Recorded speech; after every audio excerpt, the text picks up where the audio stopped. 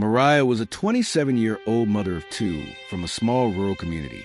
She worked double shifts at a factory, barely making enough to feed her kids, but she carried herself with pride. Her life wasn't easy, but she was determined to keep her children in school. One night, while walking home after her evening shift, she was followed by a man. His footsteps echoed behind her for several streets. Fear gripped her chest. She rushed into a small shop and begged the shopkeeper to let her stay until he left. When she finally made it home, she called the police to report the incident, expecting protection. Instead, what she got was the beginning of her nightmare. The officer who answered her call accused her of causing public disturbance because she had raised her voice in fear. He told her there was no evidence and suggested she was overreacting.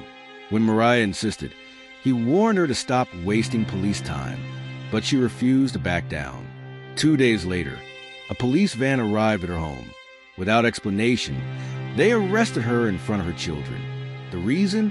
Interfering with police duties. Mariah spent her first night in jail shivering on a cold concrete floor. She had no blanket, no food for hours, and no way to contact her children. When she asked for a sanitary pad during her period, the guards laughed at her. One even said, "You should have thought of that before making trouble." Days turned into weeks. Her children were sent to stay with a distant relative. The factory replaced her without hesitation. She lost everything: her job, her home, her dignity. But Mariah's story didn't end there. Inside that cell, she met other women with similar tales. Jailed for speaking out, for defending themselves, for asking for basic rights. She realized she wasn't just a victim. She was part of something bigger, a system that silenced women. When she was finally released on bail after 32 days, she made a promise to herself. She would not stay silent. Mariah began attending public meetings, speaking at rallies, sharing her story online. She became a voice for women who had been mistreated by the justice system. News outlets picked up her story, and soon her face was everywhere. The same police station that once ignored her was forced to open an internal investigation. Officers were suspended.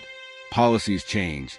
Mariah had gone from being a frightened mother in a dark street to a symbol of courage for thousands. But she still carries the scars, both physical and emotional. She says the hardest part wasn't the jail time. It was seeing her children's faces the day she was taken away. And now, every time she speaks into a microphone, she remembers that night and the promise she made. No woman should be punished for asking for help.